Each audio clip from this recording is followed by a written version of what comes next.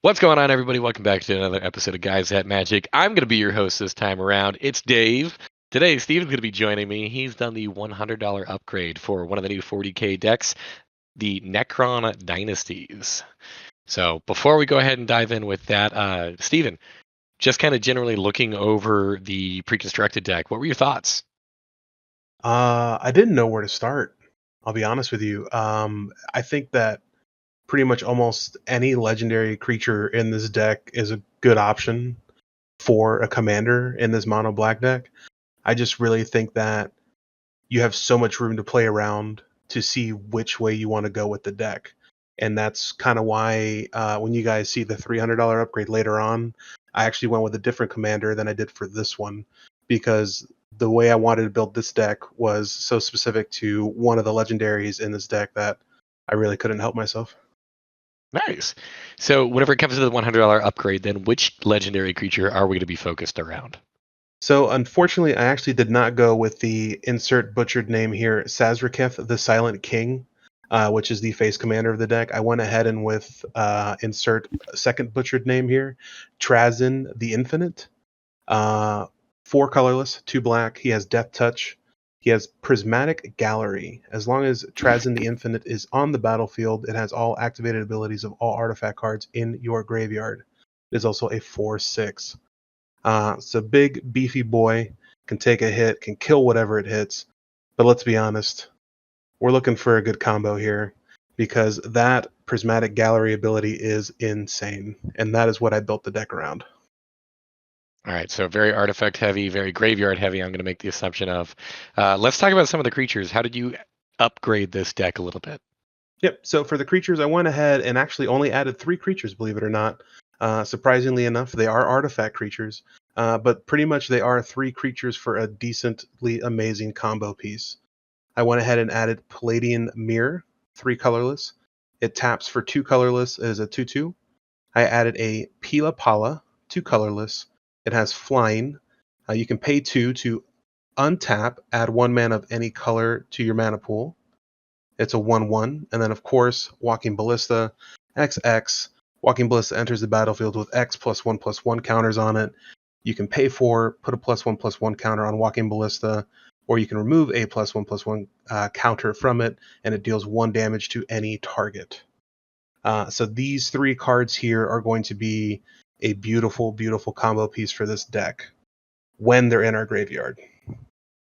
So go ahead and take the viewers at home kind of through a quick loop of this. How do these 3 cards interact? How do we win the game with this? So pretty much, we're going to get these in our graveyard.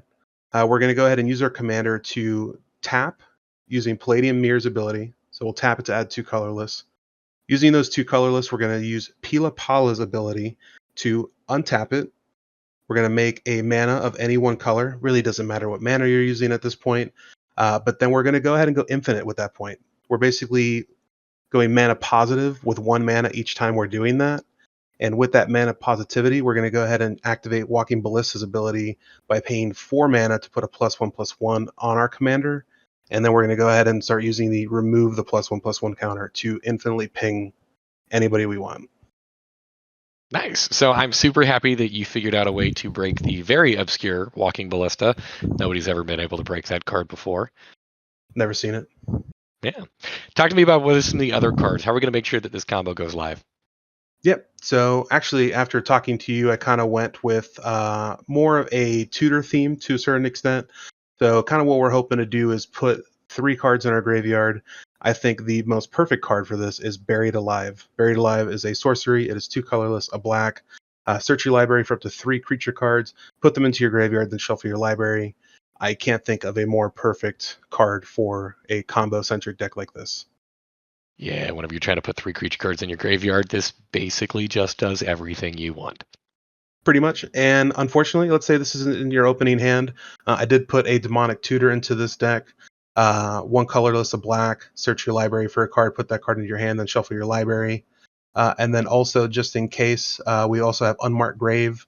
I did put some other combo pieces in this deck just in case somebody builds a Graveyard Hate deck or you go up against something like that.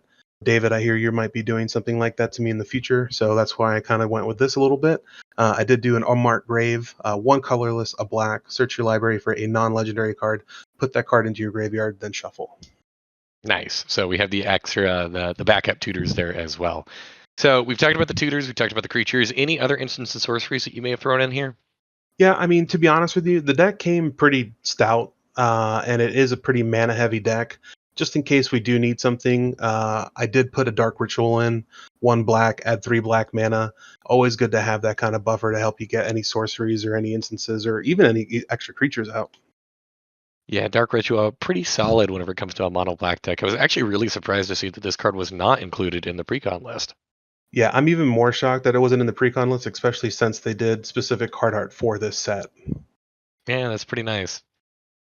All right, so this is an artifact heavy deck. I'm assuming that this is where you probably splurged and spent the vast majority of your money on it. What kind of artifacts did you pile in here? All right, so I'm going to talk about a couple of interesting different artifacts I threw in here. For me, the biggest hitter in my mind was Mesmeric Orb. So whenever a permanent becomes untapped, that permanent's controller mills a card. I think to me, this was probably the most important card to put in this deck because essentially what we want to do is put as many cards from our deck into our graveyard to hit our combo pieces sooner. So pretty much anytime we're going to have anything untap, we want to go ahead and mill ourselves. And I think this is going to be a really good card for that. To go with that theme, I went ahead and put a Staff of Domination into this deck as well. Staff of Domination is 3, pay colorless. Untap Staff of Domination, pay 2, tap it, gain 1 life. Pay 3, tap it, untap target creature. Pay 4, tap it, tap target creature. Pay 5, tap it, draw a card. So if we're getting this infinite mana combo off, we're able to do a whole bunch of stuff. We can basically mill ourselves for our entire deck, get to the point where we're going to go ahead and go infinite, and we can actually just go through our entire deck with just these 2 cards alone as well with that infinite mana. Solid. Yep. I went ahead and added a safety feature just in case we do need more mana or Palladium Mirror's not in our graveyard. I went ahead and added a Basalt Monolith, 3 colorless. Basalt Monolith does not untap during your untap step. Hopefully we never have to worry about that because it's in our graveyard and we can tap for 3 anyways. Yeah, I like that. Plus, with Mesmeric Orb, in the case that you do end up having that in the graveyard too, you can just mill yourself as much as you want. Yeah, I never thought I'd be milling myself this much and liking it. I'm not going to lie to you. Another piece I added in here was also Moon Silver Key. If we do need to find an artifact, put it in our hand as quickly as possible so we can possibly discard it or try and use it as quickly as possible. I went ahead and added Moon Silver Key. It is 2 colorless. You can pay 1, tap it, sacrifice it, search your library for an artifact card with a mana ability or a basic land card, reveal it, put it into your hand, then shuffle. Even if we can't get certain cards into our graveyard, we might need to get different mana rocks to help us get to the plays a lot faster. So that's why I added this piece in here. I think one of the most interesting cards I did add, David, that is funny enough, I added Mirage Mirror. Mirage Mirror is 3 colorless. You can pay 2. Mirage Mirror becomes a copy of target artifact, creature, enchantment, or land card until end of turn. Now, this deck could possibly, after like a couple games, people can kind of see what you're doing. So people are going to be targeting your commander. With this card in the graveyard, a really cool thing you can do is you can actually pay 2 and make your commander a basic land. You heard it here first. The best way to beat this deck, land destruction. Oh god, dude, can you graveyard hate and land destruction just against this just seems so powerful now. Yeah, you'll kill the commander with, the mirror intact. Yeah, but I really do love this. I mean, I can only imagine if this card's in your graveyard, somebody goes to destroy your commander by destroying target creature, you make it a basic land, and they can't do anything anymore. I think that's just the funniest thing in the world, and I just think that interaction the first time it happens, I'm going to be the happiest person alive. Pretty solid. So what other kind of goodies do we got in here? All right, so I went ahead and put a perpetual timepiece that is 2 colorless. You can tap it to put the top 2 cards of your library into your graveyard. You can pay to exile perpetual timepiece, shuffle any number of target cards from your graveyard into your library. Main reason we have this in the deck, we're just trying to rifle through our deck, put things into the graveyard as fast as possible. So I really like the fact that this can do that for us. Also added a card that I was a little hesitant to add, if I'm honest with you. Actually, the only reason why I did put this in here was because you brought it up to me, so thank you. I put Wishclaw Talisman in this deck. Wishclaw Talisman is 1 colorless and a black. Wishclaw Talisman enters the battlefield with 3 wish counters on it. You can pay 1, tap it, remove a wish counter from it, search your library for a card, put it into your hand, then shuffle your library. An opponent gains control of Wishclaw Talisman. Activate this ability only during your turn. So, super powerful tutor. One downside, you do have to give it to your opponent. That is the only reason that it terrifies me, because basically I feel like the only way I'm putting this card down and using it immediately is if I have enough mana for my combo piece. I mean, it's such a combo heavy or such a combo centric deck as this. I don't really think that Wishclaw Talisman is going to bite you in the ass just because they can only use it on their turn. They have to pay mana, so like you can always give it to the opponent who doesn't have any. And then I mean, of course, if you do end up comboing off because you grab your combo piece, it doesn't matter anyways. Because if you win the game, you win the game. No, this is very true. This is why this card was definitely a good addition. It still terrifies me. And I think this card for $3 is such a good tutor too, because you get to find whatever you want for 3 mana. You give it to somebody that goes on their side of the field tapped anyway. So, one of the last combo pieces, I guess you could say, I put in this deck just in case. I went ahead and put in Staff of Nin. Staff of Nin is 6 colorless, and at the beginning of your upkeep, you draw a card, and then you can tap it. Staff of Nin deals 1 damage to any target. Being able to do the infinite mana combo with our commander by tapping it, untapping it, and tapping it again, Staff of Nin really just helps us out by going ahead and just like murdering everybody at the table. I love murder. Yep. Speaking of murder, probably my favorite card in black, I added Bolus's Citadel. It is 3 colorless and 3 black. You may look at the top card of your library anytime. You may play the top card of your library. If you cast a spell this way, pay life equal to its converted mana cost rather than pay its mana cost. And you can sacrifice 10 non-land permanents. Each opponent loses 10 life. Just trying to filter through the deck, trying to find what we need. Go ahead and do that there. All right, so we talked about the creatures, the instants and sorceries. We talked about some of the artifacts. Now let's bring up some of the support cards. All right, so basically for support cards, I really only added 2 enchantments. Phyrexian Arena, colorless, 2 black. At the beginning of your upkeep, you draw a card and lose 1 life. Just kind of doing the same thing that I was talking about earlier. We really want to filter through our deck as fast as possible, try and draw the tutors, try and get to our combo pieces. That way we can just win the game ASAP.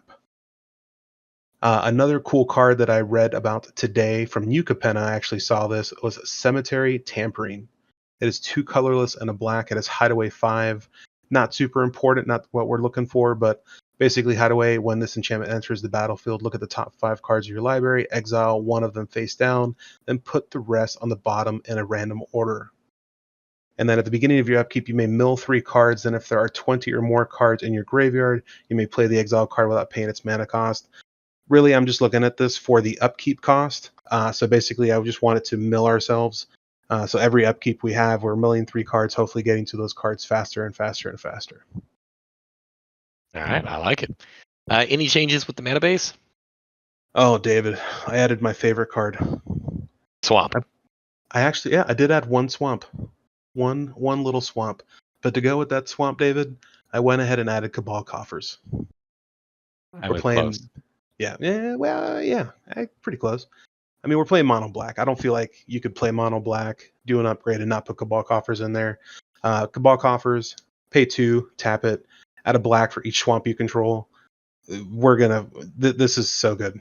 This deck is a little mana heavy, so even if we aren't able to combo off, there are a lot of amazing creatures and other things in this deck that we can play, and this will definitely help us get those out. Pretty solid. I like it. So that looks like it's going to wrap up the additions that we have for the deck. Let's move into some of the removal or some of the cuts that we've had to take out of the Precon. Go ahead and talk to us about your thought process for some of these. All right, I feel kind of scared for the removals because I know Warhammer 40k is really big and it has a really fun player base. So I hope nobody gets super upset with some of the cards that I took out because they are some of the new cards from this set. But the main reason for taking them out is because we are focused on trying to mill ourselves and we are focused on trying to get artifacts into our graveyard. So I went ahead and took cards out that do not help us with the strategy. So with the creatures I removed from this deck, I went ahead and removed Canoptech Tomb Sentinel. It is 4 colorless. It has Vigilance. Exile Cannon is its ability. When Canoptech Tomb Sentinel enters the battlefield from a graveyard, exile up to 1 target non-land permanent. It does have Unearth 7. Like I said, I'm not looking to return cards from the graveyard. Not yet, at least. I'll say look forward to the 300 for that. But second card I added was another creature as well. Hexmark Destroyer, 4 colorless, 2 black. Multi-threat Eliminator. Hexmark Destroyer can't be blocked except by 6 or more creatures. It has Unearth 4 and 2 black. It is a 6/6. Super cool card. I like the fact that it has to be blocked by 6 or more creatures. So you're almost guaranteed to get 6 damage in every time. But it's not helping us get to our graveyard any faster. Necron Deathmark was a second creature. 3 colorless, 2 black. It has flash. When it enters the battlefield, destroy up to 1 target creature, and target player mills 3 cards. We could target ourselves, really, if we have a creature on the field, but at the end of the day, for 5 mana, I would rather play something else. Necron Overlord, 2 colorless, 2 black. Relentless March. It has X, tap X, untapped artifacts you control, target opponent loses X life. Cool concept, like I said, not what we're trying to do. I also removed Royal Warden. It is 3 colorless, 2 black. When it enters the battlefield, create 2/2 black Necron Warrior artifact creature tokens. Also has Unearth for 3 colorless and a black. Still nothing to help us get to our graveyard. Technomancer, it is 5 colorless and 2 black. When this enters the battlefield, mill 3 cards, then return any number of artifact creature cards with total mana value 6 or less from your graveyard to the battlefield. So here we go. We have a card that lets us mill. I don't want to pay 7 mana to mill 3 cards. Yes, we can get some value back from our graveyard and return stuff to the battlefield. But like I said, I want this deck to be fast, and I feel like this is not going to help me get there faster. Tombblade is the last creature I removed from this deck. It is 4 colorless and 2 black. It is flying. Whenever Tombblade deals combat damage to a player, that player loses life equal to the number of creatures they control unless they sacrifice a creature. I mean, I feel like there are so many token-themed decks that they're just going to sacrifice a creature. I don't know. This didn't really hit hard for me. It is Unearth 6 with 2 black. It's a 5/4. Sweet. I just, with 6 mana, I'd love to do anything else. Ton of Unearth from what I can tell so far in this deck. Yes, there is a ton of graveyard recursion, which is really cool. And like I said, a lot of the legendary creatures can play off of that. But with the commander we decided to go with, it did not help out. All right, so those are the creatures that got cut. What about some of the other cards in here? Maybe some of the artifacts or maybe instants and sorceries. Yep, so we'll go ahead and start with the sorceries. I got rid of 3 of them. I got rid of Beacon of Unrest, 3 colorless, 2 black. Put target artifact or creature card from a graveyard onto the battlefield under your control. Shuffle Beacon of Unrest into its owner's library. Really cool. Like I said, we're trying to put stuff in our graveyard, not get stuff out of the graveyard. Dread Return, 2 colorless, 2 black. Return target creature card from your graveyard to the battlefield. It does have flashback. You do have to sacrifice 3 creatures. I can't. I feel like I'm going to be a broken record, and I'm not going to lie to you guys. I'm sorry if you hate hearing it, but I want stuff in my graveyard. I don't want stuff out of my graveyard. And then the last sorcery I got rid of was Their Number is Legion, which is a cool name, by the way. But it is X and 4 black mana. Mana intensive. It is create X tapped 2/2 black Necron Warrior artifact creature tokens, then gain life equal to the number of artifacts you control. Exile Their Number is Legion. You may cast Their Number is Legion from your graveyard. Yeah, I could definitely see how you would probably not want to be playing around with that. The super mana intensive token strategy doesn't really strike me as something that this deck wants to do. Not at all. Not even in the slightest. Although really cool card, reminds me of Army of the Damned. All right.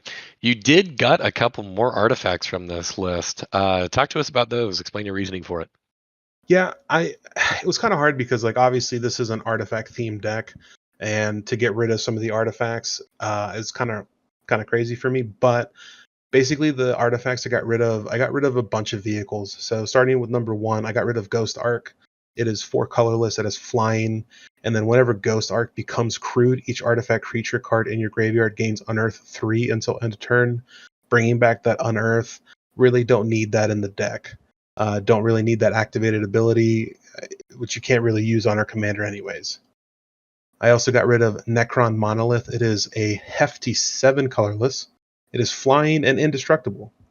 Whenever it attacks, you mill 3 cards. For each creature card milled this way, create a 2/2 black Necron Warrior. artifact creature token. It has crew 4. So this is cool because it does help us out. It does mill cards for us. It does actually give us creatures as well that we can use to crew. To get to the 7 mana to use this and then wait and then attack, it takes too long. So I kind of wanted something a little bit faster, so I got rid of this. And then the last creature vehicle that I got rid of was the Night Scythe. It is 3 colorless. It has flying.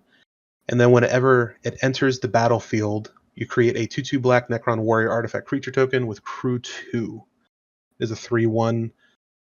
Cool artifact. I think the Necron Monolith is way cooler, but this card it doesn't do anything for our graveyard, so I went ahead and just pitched it.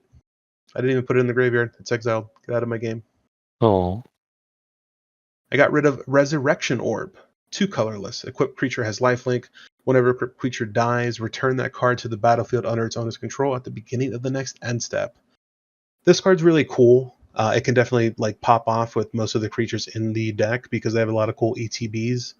But like I said, I don't want anything doing ETBs. I really just want to focus on trying to beat my opponent as fast as possible and just wrecking their face by pinging them with Walking Ballista or the Staff of Nin, because that sounds fun. And then the last artifact I got rid of was Unstable Obelisk. It is 3 colorless. You can tap it to add a colorless, and you can pay 7, tap it, sacrifice it, destroy target permanent. I really do feel like this is the most useless mana rock. Maybe I'm wrong. Maybe people will disagree with that, but anytime I see this in a deck, I just kind of get rid of it. Yeah, it's a Precon friendly card. It's removal for a lot of mana. 7, yeah. At that point, I'd rather just put back the Necron Monolith. All right. Now, I do see that you happen to remove the most badass named card in the deck. Talk to me about why you would even dare get rid of this. Oh man, I knew you were going to bring it up. So I did get rid of an enchantment, which was the War in Heaven. The War in Heaven is 3 colorless, 3 black. So this saga has, for step 1, you draw 3 cards and you lose 3 life. At your next draw step, you mill 3 cards. And then the third step is choose up to 3 target creature cards with total mana value 8 or less in your graveyard. Return each of them to the battlefield with a Necrodermis counter on it, their artifacts in addition to their other types. So yes, David, I will agree with you. This is probably one of the most badass named cards in this deck. But it doesn't do what I need it to do, and that's win me the game. You know, ultimately, the name alone sells it for me. Probably would have made the justification to make the keep. I know nothing about Warhammer 40K. I don't know, Stephen, if you do either, but somebody down in the comment section below, I need to know the story behind this card. Oh, I do not know anything about Warhammer 40K. They do play it at my local game store. Anytime I'm playing Magic, I see a bunch of people playing it, and it seems so fun and so confusing. So definitely do please tell us about this card. All right, to wrap this up, it looks like you did change up the mana base just a tad bit. What lands did not make the cut? This deck came with some shitty tap lands. I went ahead and got rid of Barren Moor, Desert of the Glorified, Polluted Mire, and Tomb Fortress. All of them basically tap for a black. They all come in tapped. 3 of them have cycling, which I do not care about. The only one that has a really decent ability is the Tomb Fortress. You can pay 2, 3 black, tap it. You can exile it, mill 4 cards, and then return a creature card from your graveyard to the battlefield. Activate only as a sorcery. I'll probably bring this back in the 300, but to be honest with you, I don't need this in the deck right now for what we're trying to do. Ooh, so maybe a little bit foreshadowing that 300 might mix this up a little bit. I let me tell you something. I am super excited for the 100. I am super excited for the 300. I think that I kind of got lucky with getting this mono black deck for the 40K series. I think that this is going to be an insane deck in the future and to come. Nice. Well, that's really exciting. Out of curiosity, we originally gave you $100 for you to be able to upgrade this deck. How much money of that 100 did you spend on these upgrades? All right, David. So to answer your question, I do feel a little bad because I kind of went over budget a little bit. Peter. I know, I did cheat. I'm a big fat cheater. I'm a big fat cheater because I paid $101.68.